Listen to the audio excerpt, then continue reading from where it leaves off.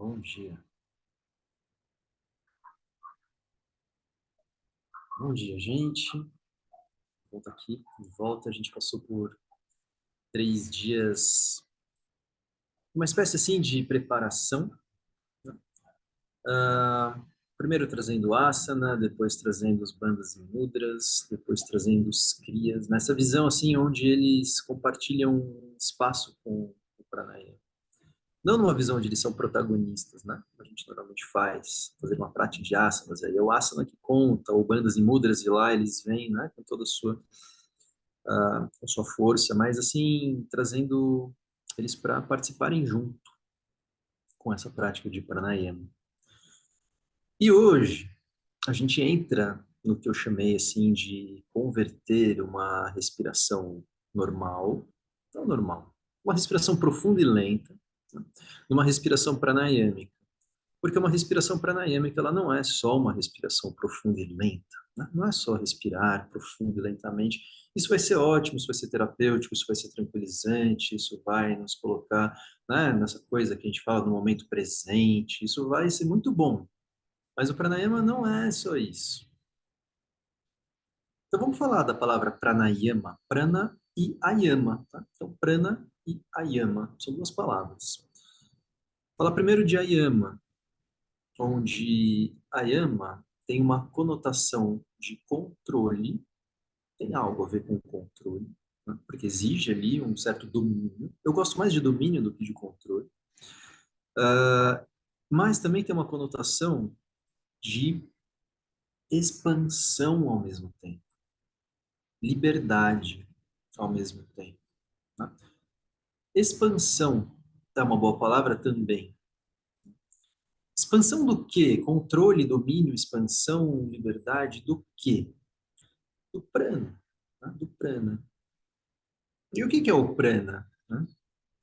É claro que é difícil falar sobre ele, a gente vai encontrar um monte de definições, a gente vai chamar de energia vital, a gente vai chamar de força vital, a gente, sei lá, né? Vai chamar de um monte de coisas. Mas, prana, se a gente for pegar pela raiz da palavra, o que ele significa, né? É como se fosse um tipo de ar, né? Prana tem a ver com ar, tem a ver com respiração. A palavra deriva, né, de respirar, tem a ver com ar, tem a ver com a respiração. Mas não é a respiração, não é o ar, né?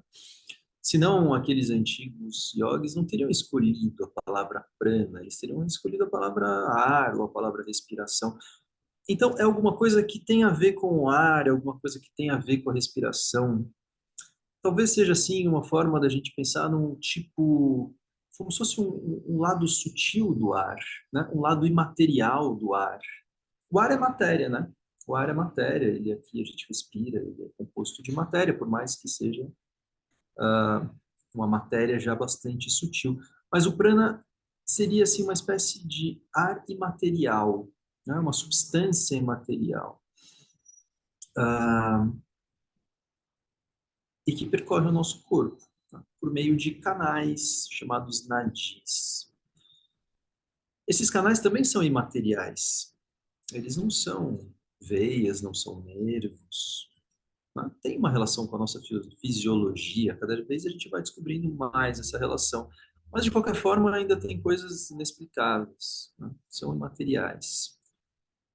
Então, o pranayama seria, assim, uma forma de usar a respiração para mover com um certo domínio e com uma certa expansão esse prana pelo nosso corpo. Mas tem algo a mais do que isso. Tem algo a mais, né? Que o Dr. Boli dizia assim: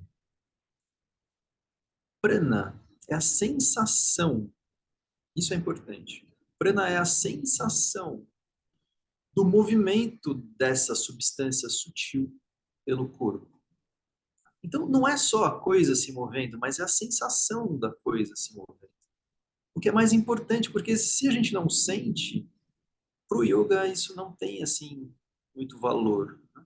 A gente vai ficar lá no campo das imaginações, a gente vai ficar nas crenças, a gente vai ficar, né, nos dogmas, e aí tá bom, eu estou trazendo prana e eu estou devolvendo prana e o prana vem para cá, vem para lá e tal, e a gente não sente nada disso, a gente vai continuar no campo, sim, né, das ilusões. Ah, então, nos interessa sentir, né, nos interessa refinar a nossa capacidade de sentir gradualmente, né, gradualmente. Ontem, na prática de crias, acho que fica bem claro que as coisas acontecem gradativamente, né? Assim, nem tudo vai acontecer um dia, de uma hora para outra. Num curso de desbloqueio de chakras no final de semana, né? Assim, não vai, não é assim que as coisas vão acontecer. A gente precisa de uma prática, né, consistente, gradativa, enfim. Eu queria ler hoje para vocês, para inspirar a nossa prática, um trechinho de Clarice Lispector hoje, que ela fala assim: quando eu me concentro sem querer e sem saber como consigo, mas consigo independente de mim. Ou melhor, acontece.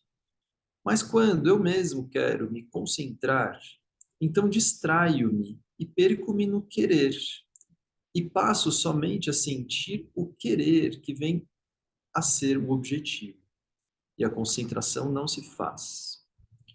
A vontade tem que ser escondida, senão mata o nervo vital do que se quer. Muito bom, né? Posso ler de novo? Porque a gente nos interessa isso. Quando me concentro sem querer. Concentro sem querer, já viram isso? Assim, as coisas que a gente mais se concentra, as coisas que a gente mais coloca a nossa presença, e a coisa que a gente está lá mais envolvido, a gente faz isso sem querer fazer, porque se a gente quiser, né, é, já é um afastamento daquilo mesmo, né?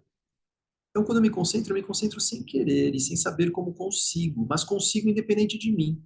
Ou melhor, acontece. Mas quando eu mesmo quero me concentrar, faço esforço, muito esforço de concentração, né? Muita disciplina de concentração, então distraio-me e perco-me no querer. E passo somente a sentir o querer, que vem a ser o objetivo. Tá? A concentração fica no querer e a concentração não se faz. A vontade tem que ser escondida, senão mata o nervo vital do que se quer.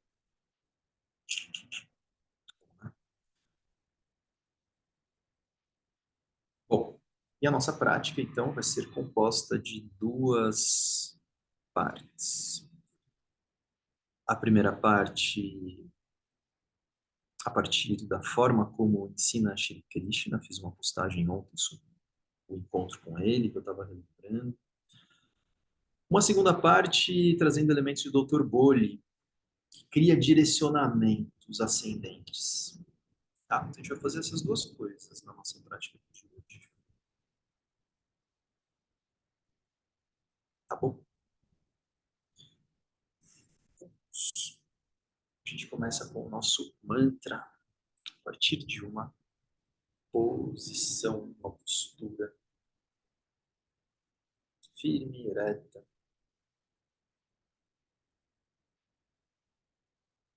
Busca a maior leveza possível.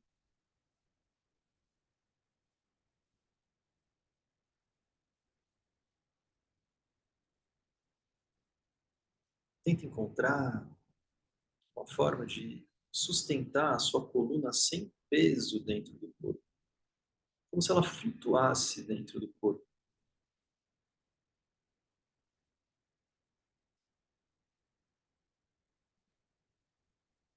E a coluna, ao flutuar dentro do corpo, também faz a cabeça flutuar, sem peso. Então você solta algumas tensões.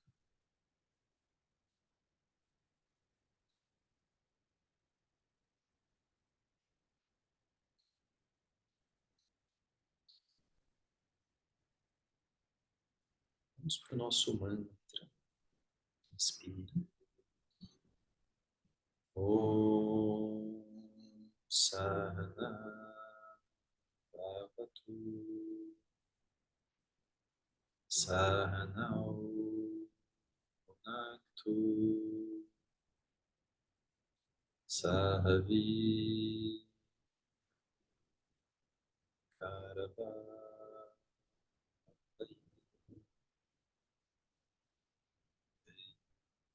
Jasmina Namastu Vishavai Om Shanti Shanti Shanti.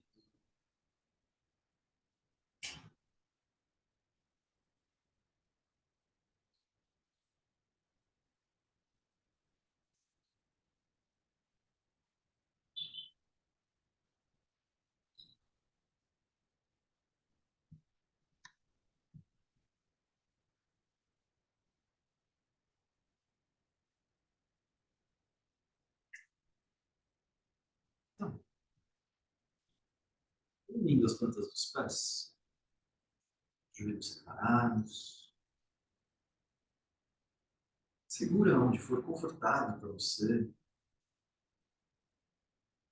E aí, talvez aos poucos você vá ganhando um pouquinho mais de amplitude. Pode segurar nos tornozelos, nos pés, vai como é melhor. E aí, inspirando, leva os joelhos para cima.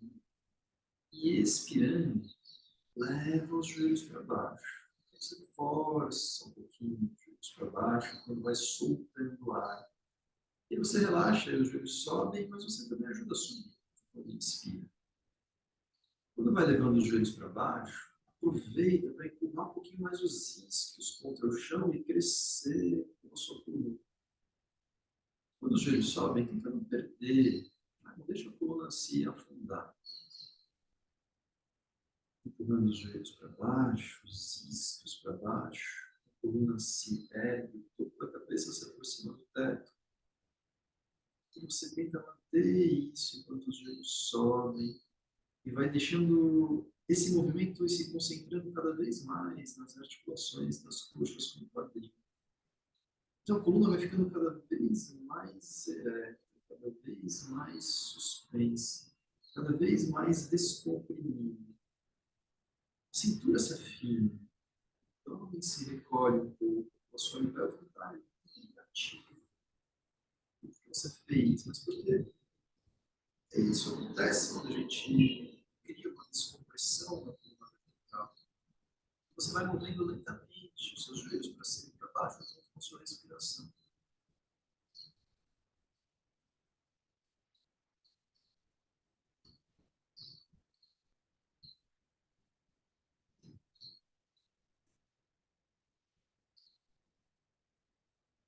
O som não tá bom? Peraí.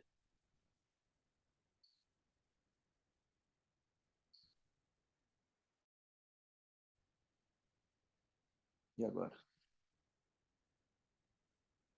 Melhorou? Sim? Tá bom agora? Deixa eu ir lá para trás de novo e ver se tá bom. Tá bom o som? Tá bom. Obrigado. Obrigado, Gisele, aqui pela sua ligação. Vamos. Vocês estavam ouvindo? Estavam acompanhando? Vou retomar, tá? Então, a gente estava fazendo os movimentos dos joelhos combinados com a respiração, né?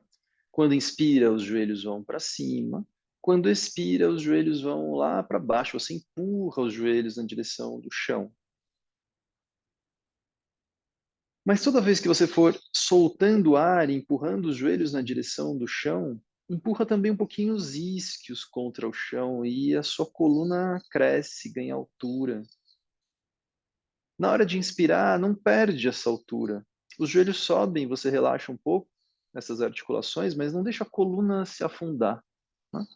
Continua com a coluna lá, e toda vez que você desce os joelhos, empurra os isquios, traciona, descomprime a coluna, aproxima o topo da cabeça do teto, e na hora da inspiração, os joelhos sobem e a coluna permanece aí, erguida. Então você vai concentrando cada vez mais os movimentos nessas articulações das coxas com o quadril.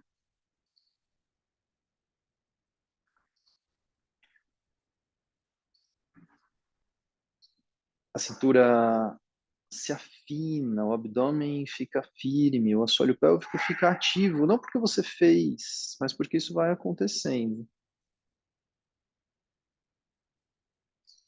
Ah, continua mais um pouco.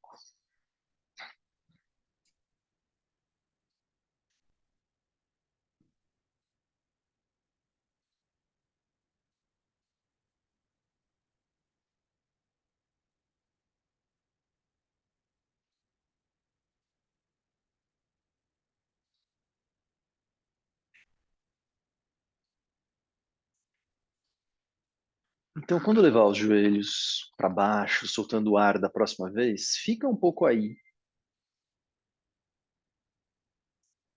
Né? Deixa a respiração contínua, você não prende a respiração, mas deixa os joelhos aí para baixo, os isquios empurrando, a coluna bem ereta.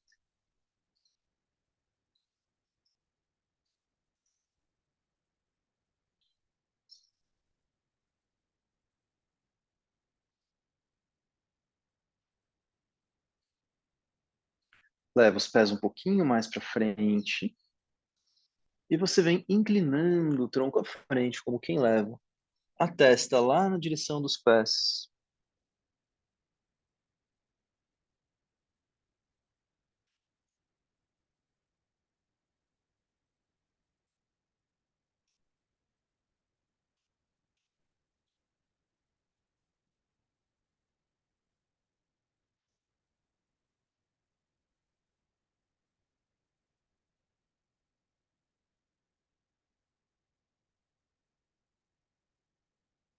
E volta. Um instante na postura de meditação. E quando eu falo postura de meditação, você faz a sua, né? Você faz a sua, como você preferir. A forma como você preferir cruzar suas pernas.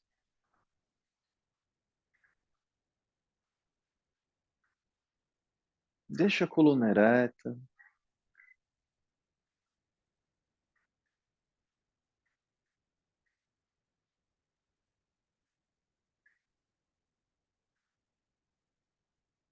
Procura trazer sua presença para o corpo, né? A sua atenção, o seu interesse, a sua presença. Tirando um pouquinho dessa nossa presença exagerada no mundo dos pensamentos, né? Os pensamentos vão continuar aí existindo, acontecendo, mas você tenta não colocar toda a sua presença neles. Deixa eles aí, você vai tentando se aproximar um pouco mais do corpo de dentro, das sensações.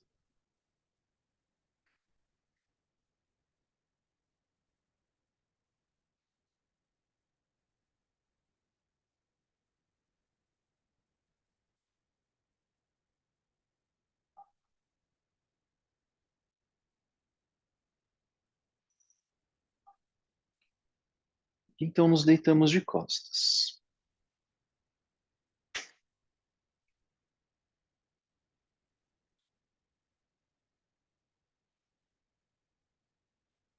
Deixa as pernas flexionadas, os pés apoiados no chão.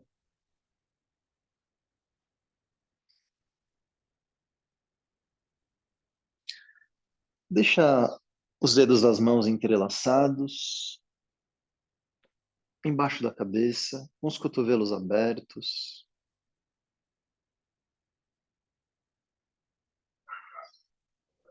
Os calcanhares bem perto do quadril, vai deixando os pés unidos, tornozelos unidos, joelhos unidos.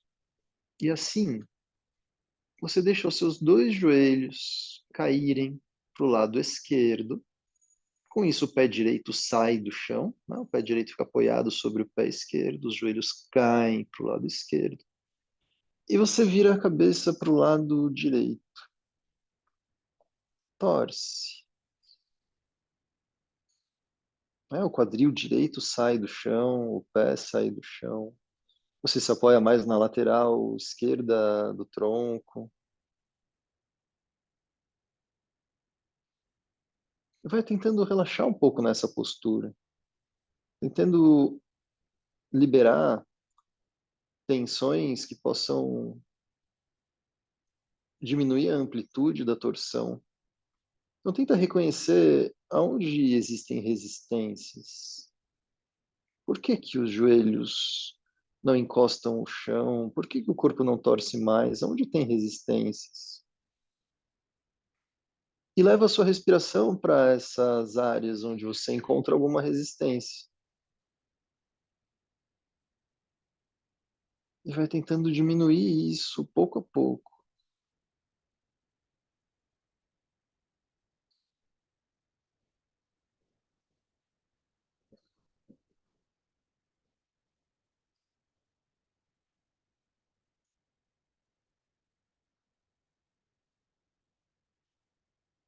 Então vai vendo que a gente tem um certo domínio sobre essa condução interna da respiração.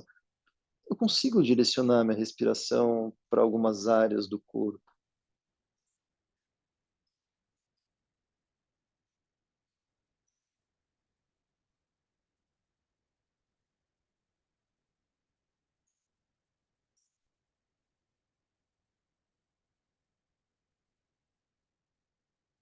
Lentamente volte.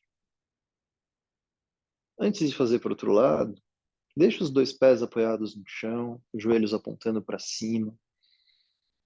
E tenta sentir os efeitos assimétricos que ficam no corpo.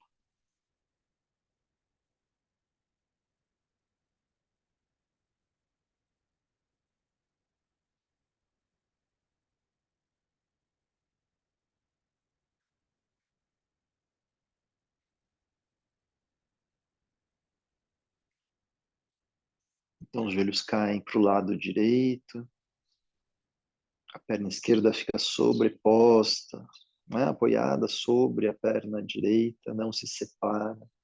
Vira a cabeça lá para a esquerda.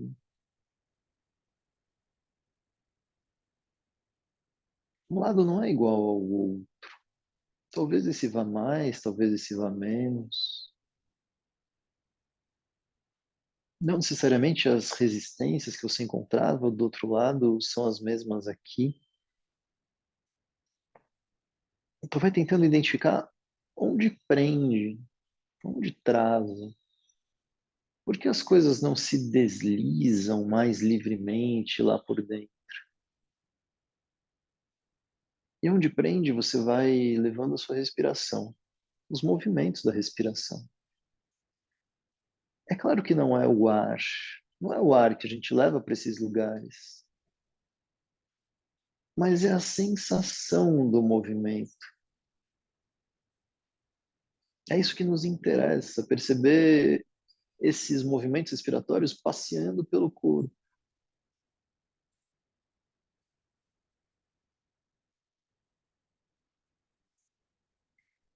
Não é o ar material, é talvez esse aspecto mais sutil do ar, mais sutil da respiração,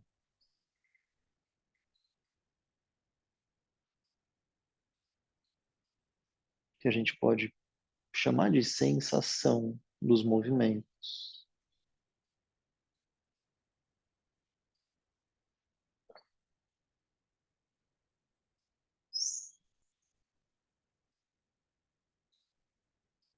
Volta a cabeça, volta o apoio dos pés no chão. Solta a posição dos braços, os braços ao longo do corpo. Relaxa bem os braços, os ombros. Os pés se separam um pouco mais, Calcanhares podem se afastar também um pouquinho do quadril. E você se posiciona de uma forma bastante confortável.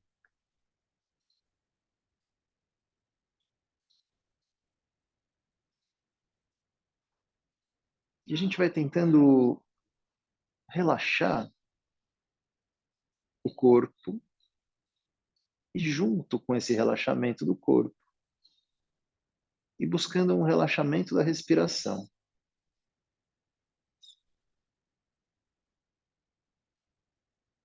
Então relaxa as musculaturas respiratórias. Relaxa o diafragma lá dentro. Relaxa as costelas baixas no nível do diafragma. Relaxa a parte alta do abdômen, logo abaixo do diafragma.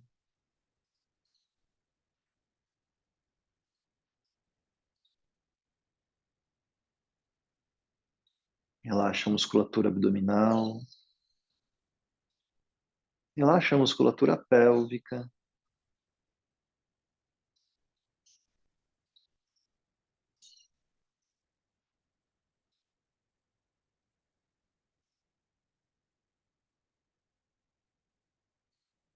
Relaxa aquelas costelas altas lá perto das clavículas.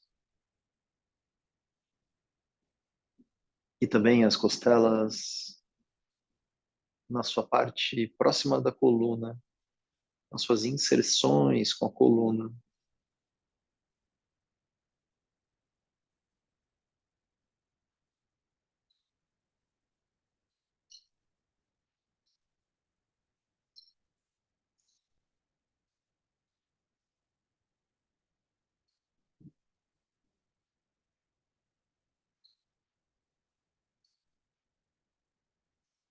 Então, talvez a respiração vá ficando mais suave.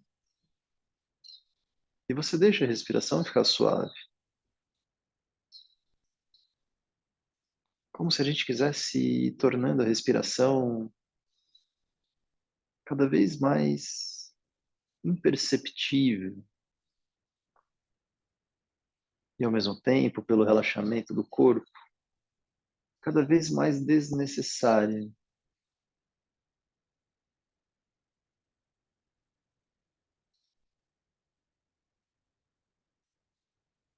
Tenta reconhecer se existem ainda resistências.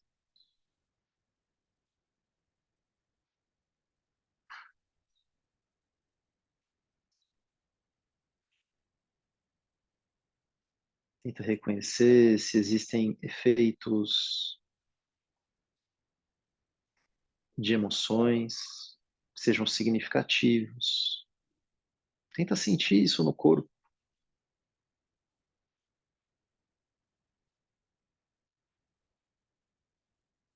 Aonde prende? Aonde a emoção vira corpo?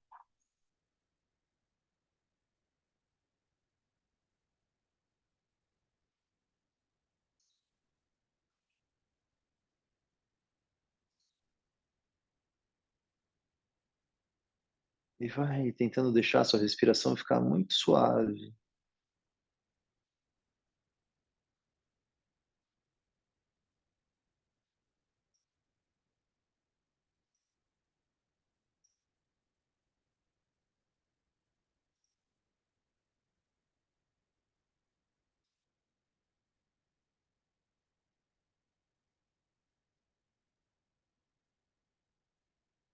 Então, a gente começa, pouco a pouco, a aprofundar a respiração. Não porque a gente precisa, não, a respiração poderia continuar se suavizando e ficando cada vez mais desnecessária. Mas é porque o pranayama acontece através de um movimento de respiração profunda e lenta. Então a gente vai tornando a respiração ampla, profunda, pouco a pouco, sem esforço para isso.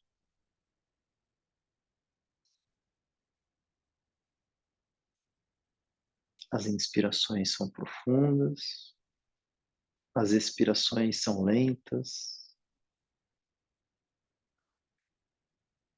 E eu percebo que não é por uma demanda metabólica do corpo. O meu corpo está aí relaxado, ele não precisa. Então sou eu que conduzo essa respiração. Eu faço com que as inspirações sejam profundas e com que as expirações sejam lentas e longas.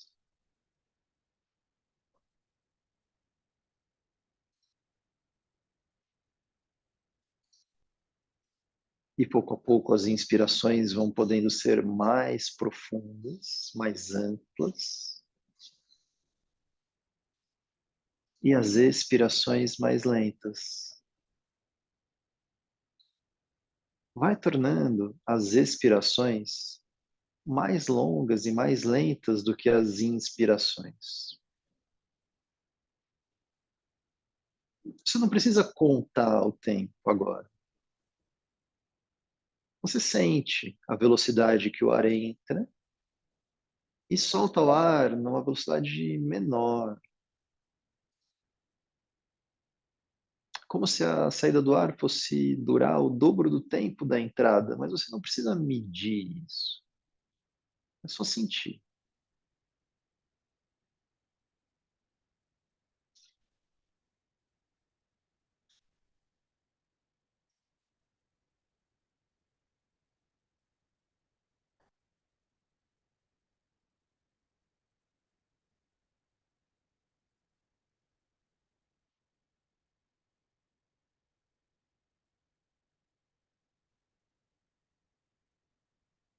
As inspirações são profundas, vão se tornando mais amplas pouco a pouco. As expirações são lentas e todas essas etapas são muito conscientes.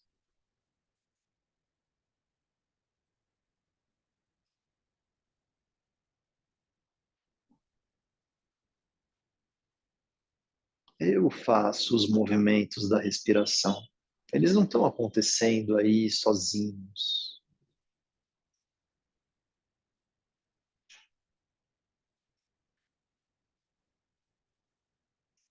Então, eu vou procurando tornar as expirações completas.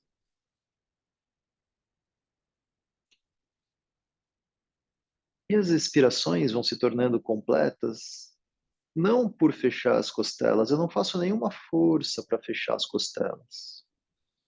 Ao contrário, elas ficam um pouquinho mais alargadas. Mas as expirações vão se tornando completas à medida que eu vou recolhendo mais o abdômen e o assoalho pélvico, criando uma força no sentido ascendente que empurra o diafragma lá para cima. E o diafragma subindo, ele empurra a base dos pulmões, que expulsa o ar. Então vai cuidando das suas expirações para que elas sejam completas, levando o umbigo lá para dentro, o abdômen para dentro e para cima, assoalho pélvico se recolhe, o diafragma vai sendo empurrado lá para cima por essa força ascendente que se cria. Estamos na horizontal, né? Então a gente não tem o efeito da gravidade aqui. Depois a gente vai sentar e as coisas mudam um pouco, mas o mecanismo é o mesmo.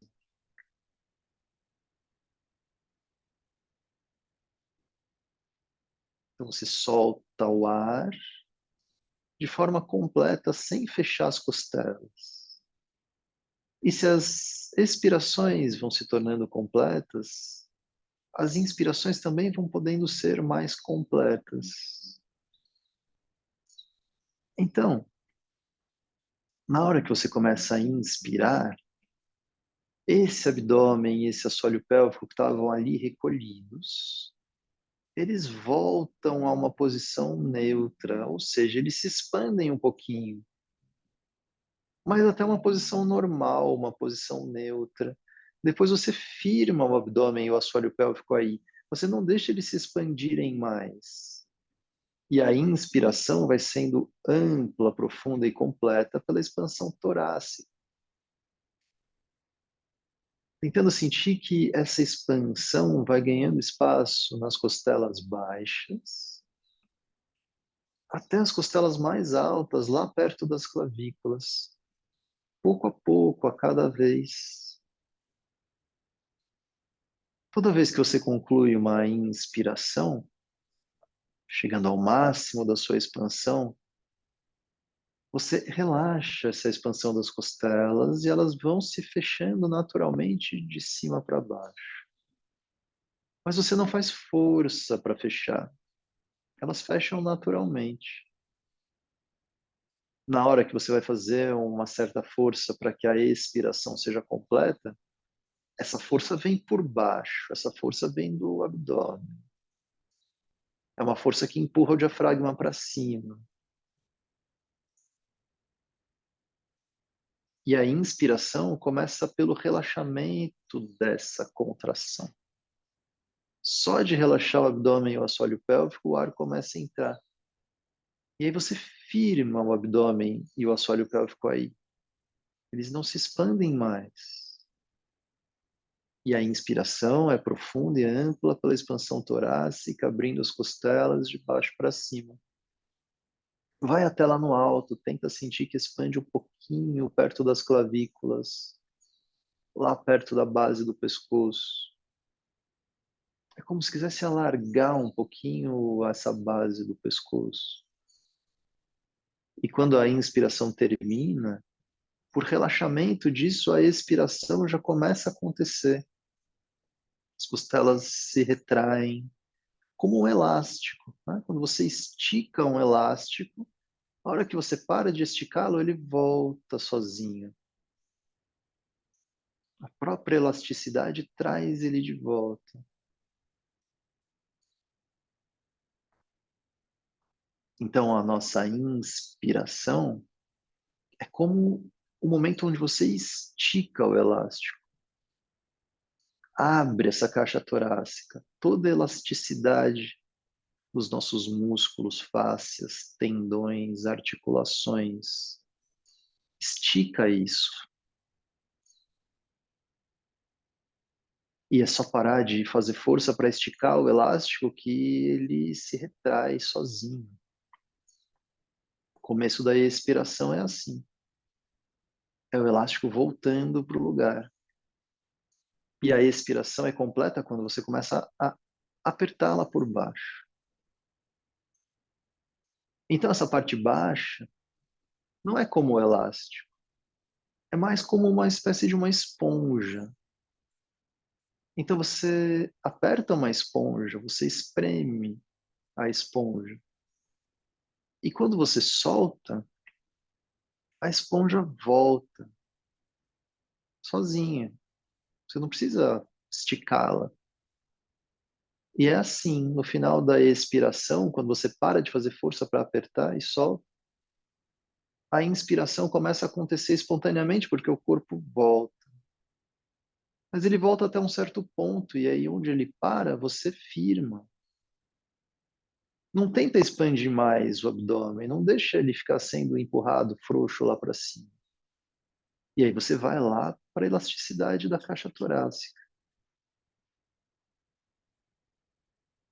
Tenta se entender um pouco com essas dinâmicas de elástico e esponja. Elasticidade na caixa torácica. Essa coisa meio esponjosa no baixo ventre.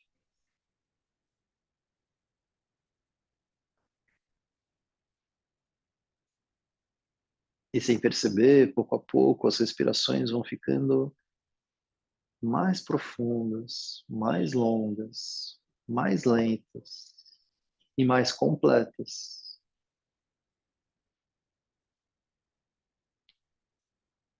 Mas em nenhum momento eu me permito sentir falta de ar. Mais do que isso, em nenhum momento eu me permito sentir urgência pela próxima respiração. Então presta atenção no final de cada expiração. Não deixa que nesse final da saída do ar exista urgência pela próxima inspiração.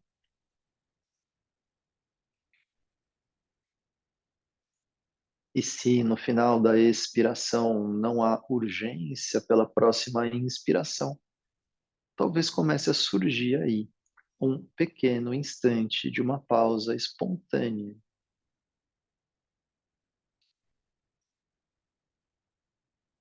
Talvez 1 segundo, talvez 2.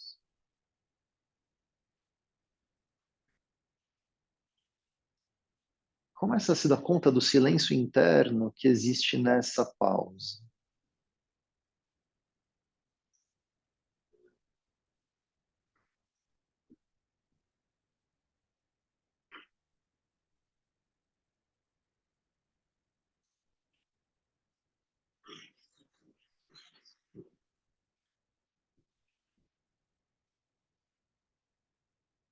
Eu não faço essa pausa.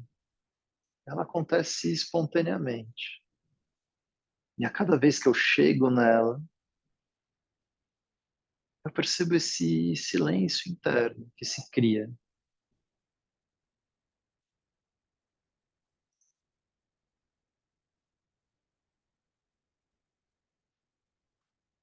E da próxima vez que chegar nesse instante de pausa, fica só com o silêncio interno e volta a deixar a respiração livre. Não perde esse silêncio.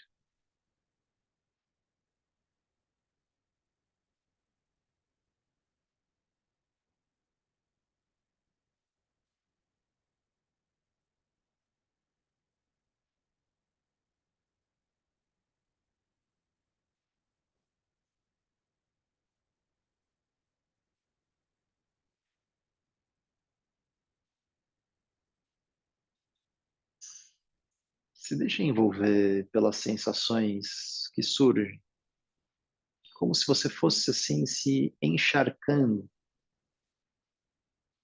dessa substância sensível, como se o corpo fosse sendo ocupado, preenchido por uma substância imaterial, não imaginativa, mas que você sente, sutil e ao mesmo tempo concreta.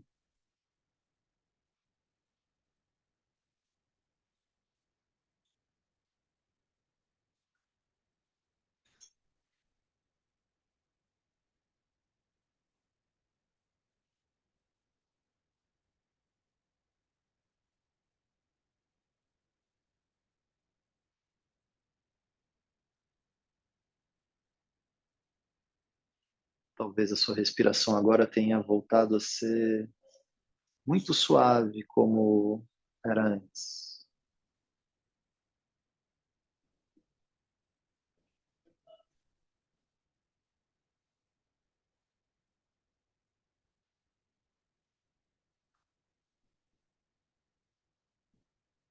Virando um pouco de lado, lentamente, sem pressa, nos sentamos.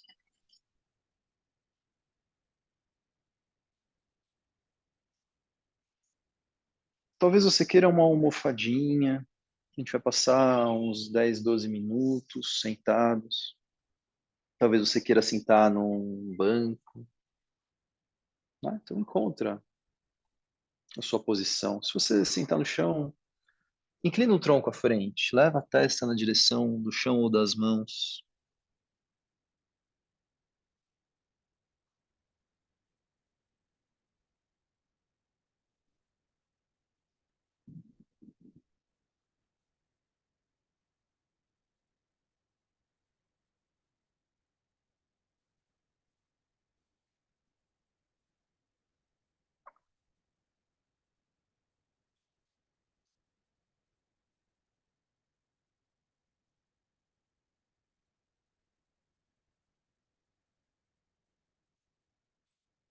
E volta.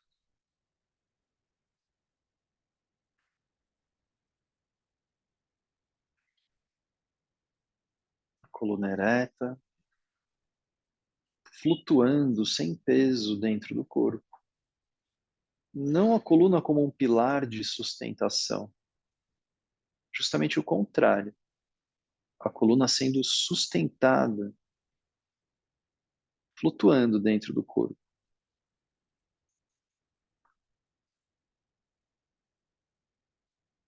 A respiração não precisa ser profunda.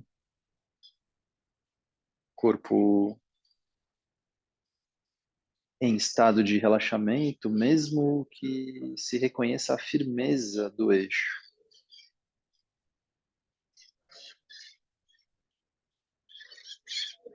Começa outra vez a aprofundar a respiração. Pouco a pouco. Respirações mais profundas e lentas. Não porque eu preciso, mas porque eu quero produzir esses movimentos internamente.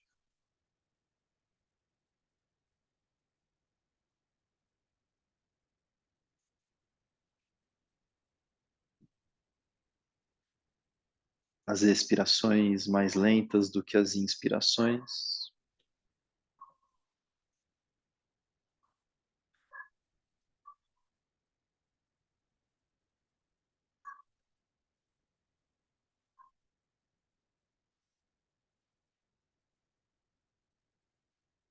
As expirações vão se tornando mais completas,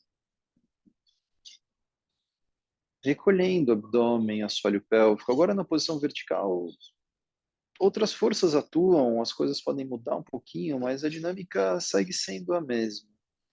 Recolhimento do abdômen, recolhimento do assoalho pélvico, projetando uma força ascendente que empurra o diafragma lá para cima, que empurra a base dos pulmões e que ajuda a expulsar o ar por entre as costelas. Eu não fico fazendo força para fechar as costelas na saída do ar.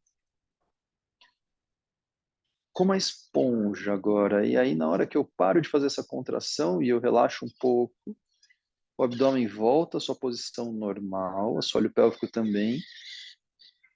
Mas aí eu firmo eles na posição normal, eu não deixo eles se expandirem mais. E a inspiração completa vai acontecendo pela expansão torácica, como a abertura de um guarda-chuva de baixo para cima. Abrindo bem essas costelas baixas e tentando chegar com essa expansão até as costelas mais altas, lá perto das clavículas. Elástico, eu estico a elasticidade da caixa torácica. E ao terminar a inspiração, onde esse elástico se estica, a própria elasticidade produz a retração. A expiração começa a acontecer. Mas para ela ser completa, precisa chegar naquele ponto de espremer um pouco pelo baixo ventre. Continua com essa dinâmica. Então, leva a sua atenção para a região olfativa, lá no topo das narinas. E começa a fazer como se você cheirasse o ar que você inspira e o ar que você expira.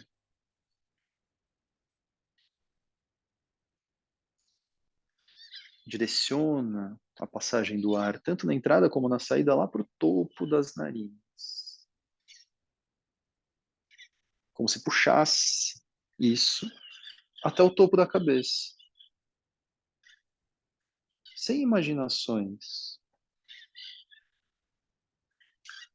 Então, mantendo uma certa firmeza em torno da região anal, em torno da região genital.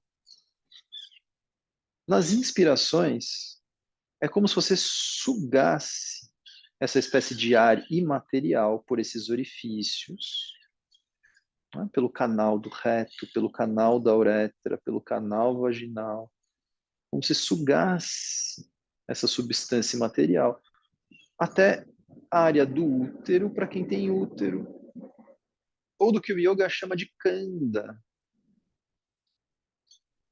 um centro, um núcleo, equivalente ao útero. Então você inspira como quem suga algo para essa área E na hora da expiração, não devolve, ou pelo menos retém uma parte. Você inspira e suga. Na expiração, você segura, concentra.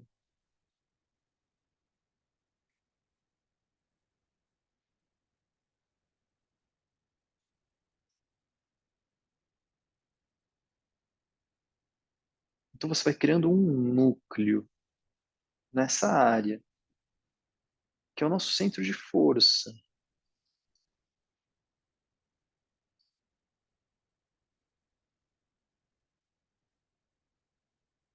Daí, sem perder esse núcleo firme, você vai deixando que essa força ascendente que se cria te ajude a descomprimir a área do coração e acima do coração. Então é como se você criasse uma força de dentro para fora, lá no centro da sua caixa torácica, que expande essa área do coração, que abre, que não deixa essa área se sentir apertada, comprimida. Um dos problemas na prática de pranayama é quando a gente começa a apertar o coração, então a gente abre e sustenta uma abertura lá por dentro, não é na superfície, é lá de dentro que vem isso. E tenta sustentar essa abertura não só na área do coração, mas também acima, na direção da garganta. A cada inspiração, você puxa essa substância para essa área do útero ou canda e continua puxando essa substância que ajuda a abrir a área do coração e para cima. Nas expirações, não deixa fechar. Nas expirações, não deixa perder. Uma parte disso você retém. Ascendente quando inspira, ascendente quando expira.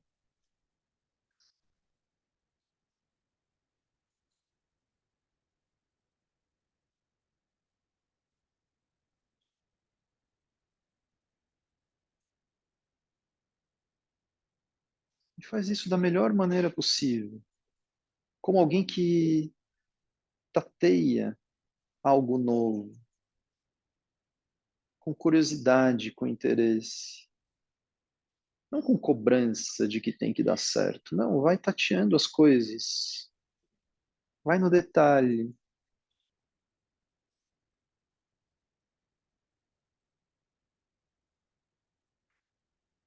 As inspirações sugam essa substância imaterial. Não é o ar, é claro.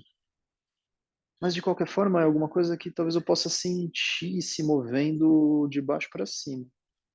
Eu posso sentir, talvez, criando uma espécie de densidade nessa área do útero ou canda. E se eu consigo continuar puxando isso para cima, talvez eu sinta assim uma força que não depende do meu esforço.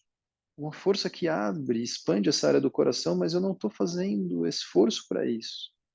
Não me gera nenhum cansaço. Então eu começo a movimentar com um certo domínio, com um certo controle, esses ventos, essas substâncias imateriais por dentro do corpo. Quando soltar o ar da próxima vez, deixa a respiração livre. Mas não deixa perder toda essa construção.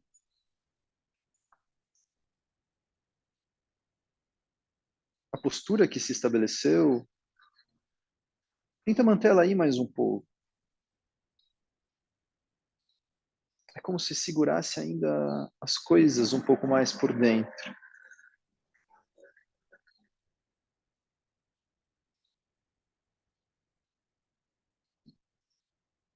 Como sente a pele, os contornos, e o recheio da pele para dentro.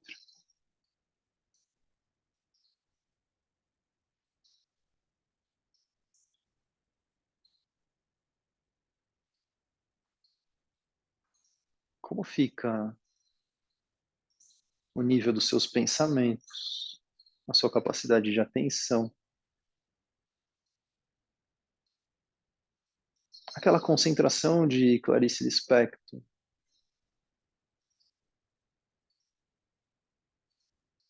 O que acontece?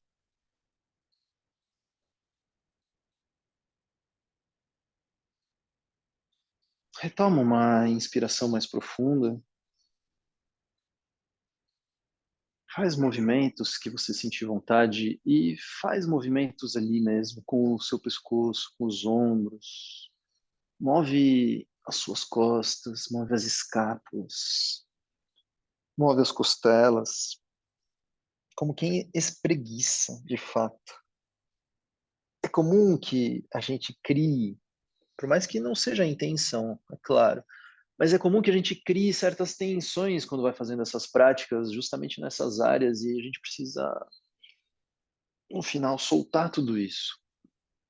Com o tempo, né, essas tensões vão diminuindo.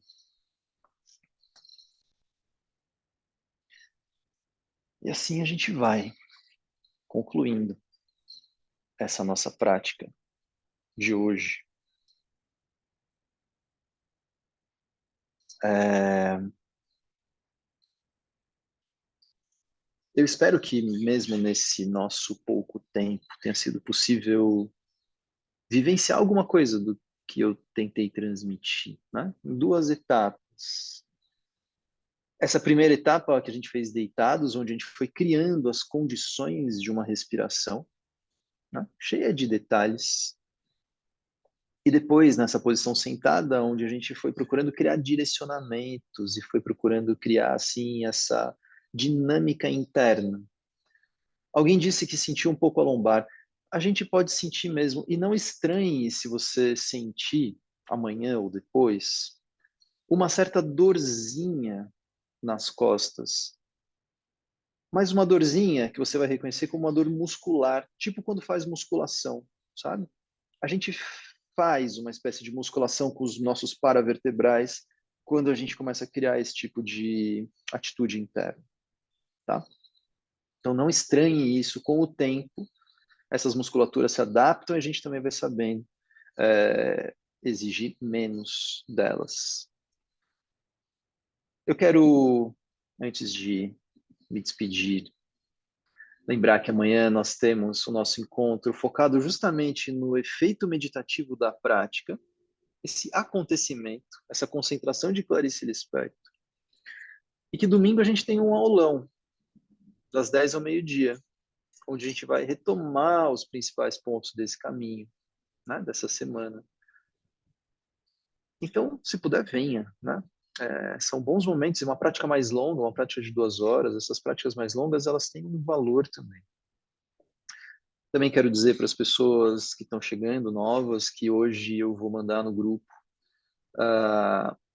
as informações de continuidade, então como vai ser daqui para frente, como fazer, para você ir pensando, se você quer, né, seguir, a partir de segunda-feira que vem, tá?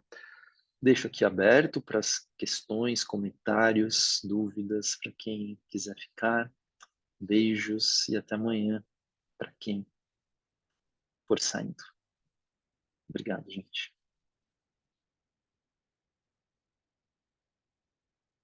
Sandra, bom dia. Bom dia. Professor, eu vou precisar fazer essa aula mais assim, 1 milhão de vezes. Eu percebi, eu fui aquela pessoa que te perguntou que eu sentia que eu tinha um excesso de ar dentro de mim. Acho que foi na segunda vez. Então, quando a gente começou deitado, foi extremamente desconfortável para mim eu deixar o fluxo da inspiração e da exalação. Eu tinha que colocar umas respirações normais ali. E eu percebi que não era o excesso de limites, de extrapolar limites, era algo meu mesmo que se sentia fora de controle, muito claro para mim. Na hora que a gente se colocou sentados, foi tão interessante porque, claro, né, eu não consegui acompanhar a tua narrativa normal porque a minha mente ficou apavorada ali, no deitado. Quando nós nos sentamos, eu consegui perceber muito melhor o caminho interno. Ele se fazia, é tão doido falar isso, ele se fazia sem eu pensar. E eu consegui perceber que parece que dentro ele fazia, o movimento tinha alguma coisa ali que não fluía bem aqui nessa altura. Eu conseguia perceber, como se eu conseguisse enxergar aquilo dentro. É a percepção mesmo, a sensação. Ele vinha daqui de baixo, um caminho construído, e chegava aqui, ele não ficava legal, sabe? Então, assim, é incrível, e eu acho que eu repetir essas aulas mais algumas vezes vai me ajudar a normalizar um pânico. Acho que o sistema está em pânico, assim. Isso. Uhum. Exatamente. A gente precisa restaurar, né? Restaurar esse sistema. Restaurar esse sistema através do relaxamento, através da respiração, né? Então, existem duas coisas que a gente vai fazendo em paralelo, porque a gente não vai ficar esperando uma coisa acontecer ou esperando o ideal acontecer. Então, a gente vai fazendo as coisas em paralelo. Por um lado, existe o lado terapêutico da prática, né? Que é essa restauração, que é trazer esse descanso, que é trazer esse repouso, que é trazer esse silêncio, que é trazer essas aberturas, né? Isso tudo tem um lado assim muito terapêutico mesmo, de restauração do nosso sistema. Em paralelo, junto, né? Meio que simultaneamente, a gente vai fazendo o que o yoga assim mais tradicionalmente nos diz, né? Que é a construção dessas outras, né, dessas sensações mais intensas, dessas sensações internas, desse dinamismo interno da respiração, que não é diretamente assim ligado com esse aspecto terapêutico de restauração. É como se ele precisasse do corpo já restaurado para acontecer. Mas a gente fica fazendo as coisas junto. A gente nunca sabe exatamente quando que restaurou, né, para começar outra coisa e tal. Então, a gente vai fazendo isso junto e uma coisa vai ajudando a outra, né? Tanto o lado terapêutico da história, como esse lado assim mais potencializador, assim, de uma força interna mesmo, que no fundo acaba sendo também muito terapêutico e importante para os nossos dias, né? Onde a gente está aí desvitalizados. Então, no final das contas, o resultado é uma revitalização, né? Que a gente pode sentir no corpo e é isso que eu espero que aconteça. Obrigado. Mônica, você. Oi, Marquinhos, oi para todos. Nossa, é difícil até colocar em palavras, né? Eu acho que assim, descrever, né? Como a gente acaba querendo às vezes descrever, mas ontem até eu ia falar, mas não deu tempo, eu tive que sair. Eu estava sentindo nas práticas até hoje uma tensão muito aqui, superior, na garganta. Eu travava muito a mandíbula quando a gente estava fazendo os exercícios, as, as práticas. E hoje, eu acho que talvez, Marquinhos, pela primeira vez fazendo práticas, eu senti esse fluxo chegar de uma forma leve e de uma forma, ao mesmo tempo, intensa,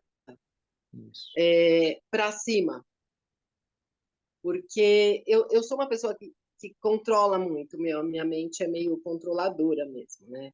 E a minha busca realmente é esse estado de maior equilíbrio entre essa tão intensidade aqui em cima, né? Com essa coisa da sensação que você trouxe com esse trazer o abdômen, o útero, né? Essa, essa ajuda, eu senti assim, meu sistema entrando numa conexão. Eles tipo assim, conversando, essa, esse de baixo com o de cima, foi uma conversa agradável. E aí eu senti essa fluidez para cima, que eu não conseguia sentir, eu não conseguia sentir. Então, foi uma coisa prazerosa. Deu assim, não Muito senti bom. dor nenhuma. Eu normalmente, quando eu fico muito tempo sentada nas práticas, começo a sentir uma dor na lombar. Não senti dor nenhuma, nenhuma. Foi uma sensação super agradável. E aí eu queria dar esse feedback de como veio essa Uhum. leveza para cima. E te agradecer muito, Isso. como Ótimo. sempre. Acho que eu gostei muito de uma coisa que você falou. Aliás, sua fala, assim, daria para ficar uma meia hora aqui respondendo, né, sobre ela, porque ela abre muitos comentários possíveis, mas eu acho que uma das coisas interessantes é essa força ao mesmo tempo suave, né? Que é assim o que a gente pode chamar muitas vezes de desse aspecto mais energético da coisa, né? Porque quando as coisas se encaixam, vem uma força. E aí eu gosto muito de separar força de esforço. Eu acho que isso é uma divisão que a gente precisa fazer na prática. É uma força, sim, é claro. É uma força que a gente pode sentir. Ela está sustentando o meu corpo, ela está se opondo à gravidade, ela está abrindo espaço, ela está criando. Né? É uma força criativa dentro do corpo. Mas ela não necessariamente me exige esforço. Esforço me levaria ao cansaço. Cansaço é uma coisa que não combina com a prática de pranayama, porque o cansaço leva a uma respiração mais ofegante, uma respiração com menos domínio, né?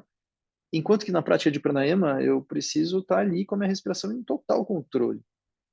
Então é uma força sem esforço, é uma força que não tem a ver com o cansaço, é uma outra força, é uma força que meio que não sou eu que estou fazendo exatamente, né?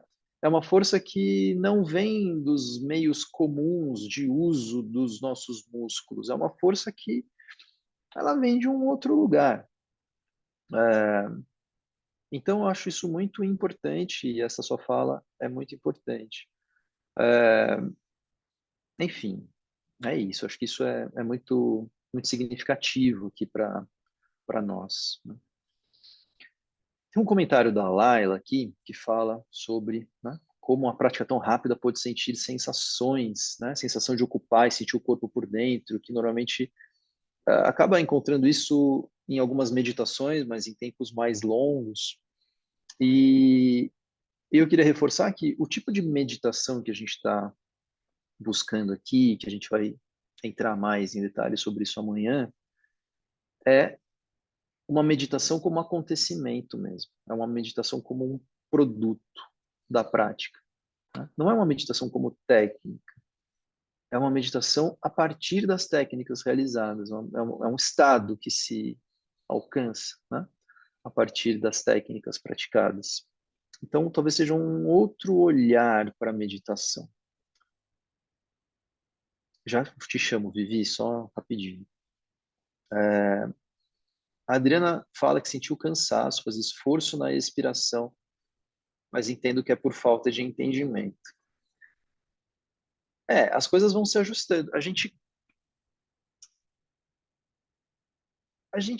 cansa quando começa a insistir em alguma coisa que está vendo que não está indo, né, pelo melhor caminho, assim. Então, te pode muito bem interromper, né? Então, quando começa a sentir que a coisa não está indo muito bem, pode interromper, pode fazer com mais suavidade, né? Mas, de fato, a gente vai conquistando essa força cada vez mais desprovida de esforço com a prática, com a repetição, né? Com a dedicação. Tem um dos comentadores de Patanjali que ele faz um comentário muito interessante. O próprio Shri Krishna faz um comentário parecido com esse também. Que com o tempo, com a prática, as coisas vão acontecendo mais espontaneamente. Ou seja, no começo, a gente faz mais esforço mesmo, é normal isso. A gente vai aprendendo a fazer menos esforço com a prática, né? Então, assim, eu acho que faz parte. Só não exagera, né? Só não exagera, assim, só reconhece que tem hora que talvez tenha que tirar um pouco o pé do acelerador, sabe? Vivi, bom dia. Bom dia, querido. Bom dia, pessoal. Professor, hoje aconteceu uma coisa muito diferente. Ah, Hum, o antes e o depois da respiração pranayâmica, né, desse contexto todo que você nos colocou. O antes para entrar, né, na sua respiração natural, espontânea, deitados e daí depois, né, na horizontal e na vertical. Coluna horizontal e na vertical. Eu estava tão entregue, né, que assim, o iniciar, a sensação que eu tive do prana, que é o movimento respiratório, ele foi descendente. Eu achei isso hum. muito diferente. Em que momento? O início, quando estava na preparação ainda, na Tá. Aham. preparação, sem as contrações, sem a consciência da expansão torácica, sem entrar ainda nessa parte, lá no início mesmo, quando você estava, né, introduzindo a gente para essa respiração. Uhum. Aconteceu isso. Daí, quando termina, você fala, respiração livre. A respiração livre de novo. O movimento foi, a inspiração foi para baixo e a Uhum. expiração para cima. E daí, no sentar, eu falei, não, vai ver que é a posição da coluna por causa da gravidade, né? Tá na gravidade, então tá acontecendo alguma coisa diferente. Não, na hora de sentar foi a mesma coisa. O início e o final. Eu achei isso muito diferente, professor. Assim, gostei, curti isso, entendeu? Não E sei. o durante? Não, o durante foi perfeito. O Aí durante senti ascendente. segue totalmente, É, totalmente ascendente. A respiração é, olfativa leva você a fazer ir para o universo, dá para subir para o universo, entendeu? é. Agora, passou, desmontou a estrutura interna, aí, desmontou aquela estrutura interna toda, soltou, liberou tudo ali, a inspiração foi descendente. É. Eu, eu acho algumas Nunca tinha, acho que, coisas. experimentado isso. Eu acho que. Acho porque eu acho mesmo. Assim, não é uma certeza, mas eu acho que, à medida que a gente vai fazendo essas práticas e elas vão sendo assim mais habituais, essa estrutura interna, ela também vai se formando no corpo, né? Do mesmo jeito que a gente hoje em dia já, né? Você que está aí há mais tempo e tal, e pessoas que estão há mais tempo ainda fazem esses relatos também, de que certas firmezas de assoalho pélvico ficam, certas firmezas de abdômen ficam, e aí eu me pego, mesmo quando eu estou lá, sei lá, a Sueli fala disso correndo, né? Outra pessoa fala isso quando eu estou lá em pé, quando eu estou lavando louça, quando eu estou sei lá o quê. Eu percebo que essa estrutura, assim, ela está mais ou menos montada. Eu, eu acho, assim, que essa estrutura interna, mais sutil, né, ainda do que essas firmezas mais periféricas, ela também vai ficando mais montada à medida que o nosso corpo assimila e incorpora a prática. E talvez isso não se perca tanto, né? Não seja tão diferente enquanto você está executando a Ah, técnica do tá. que quando você não está. É claro que quando você está executando a técnica, a respiração é muito mais ampla, muito mais profunda, ela move muito mais. Mas quando você não está, a coisa não desmonta, ou pelo menos não desmonta tanto, né? Eu acho que pode ser alguma coisa nesse sentido. Por outro lado, existem movimentos acontecendo nas duas direções. Também é um paradoxo isso. E depende um pouco do que a gente está seguindo. Então, se eu me concentrar no movimento do ar, quando inspira, ele vai para baixo, tá bom. Se eu me concentrar no movimento do diafragma, quando eu inspiro, ele também vai para baixo, por mais que eu esteja produzindo uma força oposta, né? E Ah, então, então então acho que essas você coisas matou a estão charada. acontecendo. Essa É, semana, desde segunda-feira, eu estou trabalhando essa consciência mais do meu diafragma, entendeu? é, Eu acho que eu fui induzida por ele, então. pode Perfeito, ser. professor. Nossa, você matou a charada. É isso. Porque essas duas coisas estão acontecendo ao mesmo tempo. E ao mesmo É. tempo que ele está indo para baixo, ele está sofrendo uma resistência para cima. Então você pode seguir ou o movimento dele mesmo ou da força que está sendo Do produzida sutil. sobre ele, né? É igual aquele exemplo que eu dou, que acho que você já ouviu, mas para outras pessoas que estão aqui, da mola, né? Sabe quando você vai empurrar uma mola para baixo? Se for uma mola muito mole, você empurra e não percebe a resistência que ela faz sobre a mão, né? E aí sua mão afunda fácil. Mas essas firmezas, essas tensões, essas forças que vão criando uma força ascendente, é como se a mola fosse uma mola mais rígida.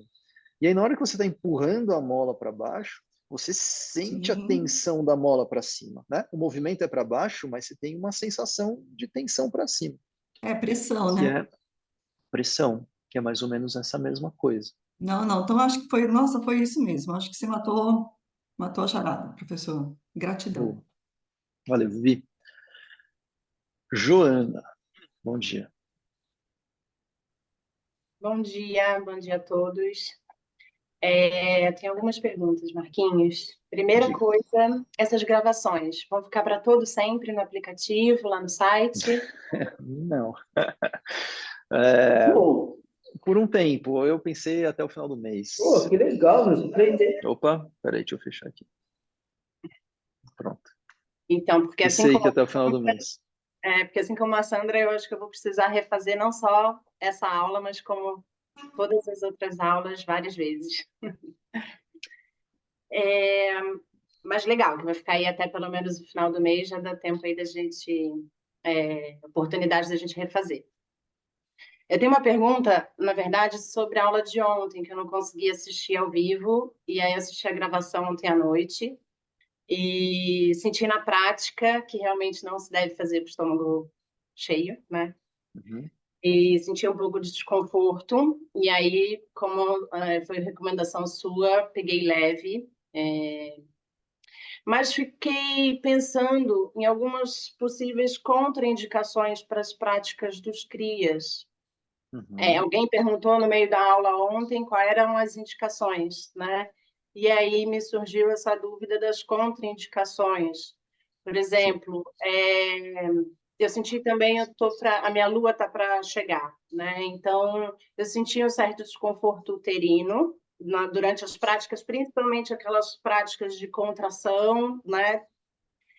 Que eu não lembro o nome agora, mas também fiquei pensando porque são práticas que estimulam o Agni, né? Inclusive a primeira prática de ontem tinha o nome Agni, alguma coisa que eu também não vou Uhum. recordar, mas elas esquentam, né? Várias pessoas durante a aula de ontem falaram, ai, calor, calor, tá esquentando e tal. E aí eu fiquei pensando se tem alguma contraindicação para alguém que está com um distúrbio grande de pita. Sim. Ótimo. É, tem contraindicações, sim. Ah, todas essas práticas, né? As de ontem, até a prática de hoje, a prática de terça também, dos bandas, né? Essas práticas assim que produzem forças ascendentes, elas são contraindicadas no período menstrual, sim, principalmente nos primeiros dias. Elas são contraindicadas assim, dependendo do que for, também na gestação, né? Mas no período menstrual elas são contraindicadas porque elas estão produzindo uma força ascendente. Você pode fazer a prática de pranayama, você pode fazer a prática, né, de alguns desses bandas, mas de uma forma menos intensa, de uma forma menos priorizando essas ascensões, de uma forma mais parecida com o que a gente fez hoje nessa parte deitada, por exemplo. Isso tudo, né, cabe muito bem. Mas na hora que você sente e começa a produzir uma força ascendente, né, isso deveria ser evitado, pelo menos nesses primeiros dias. Dos crias, quem tem realmente excesso de pita, não deveria, um excesso bem agudo mesmo, tá? Não deveria fazer agnisara. Então, quem tem úlceras, gastrites, né? Não deveria fazer agnisara. Alguns casos, assim, por exemplo, de hérnia de hiato, né? Então, também não deveria fazer o Dhyana Bandha, isso pode reforçar esse tipo de hérnia. Alguém que tem alguma cirurgia bariátrica, né, ou alguma cirurgia de intestino.